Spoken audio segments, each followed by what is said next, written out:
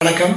இன்னைக்கு நம்ம பார்க்கக்கூடிய ரெமெடி என்ன அப்படின்னு பார்த்தீங்கன்னாக்கா, பசியின்மை, பசிக்க மாட்டேங்குது, எனக்கு அடிக்கடி வாந்தி வருது, பித்தம் அதிகமாக இருக்கிற மாதிரி இருக்கு, பித்த வாந்தி வருது, பித்தம் வருது, பஸ்ஸில் ஏறினாலே வாந்தி வருது, ஒரு மாதிரி பசிக்க மாட்டேங்குது, என்னால் சாப்பிட முடியல, கொமட்டல் இருக்கு அப்படின்றவங்களுக்கு ஒரு அருமையான ரெமெடி.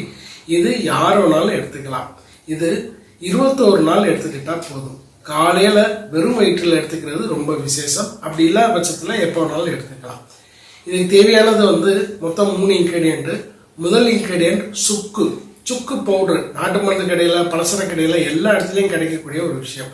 சுக்கு பவுடர் 1/2 டீஸ்பூன் அளவுக்கு டெய்லியும் எடுத்துக்கணும்.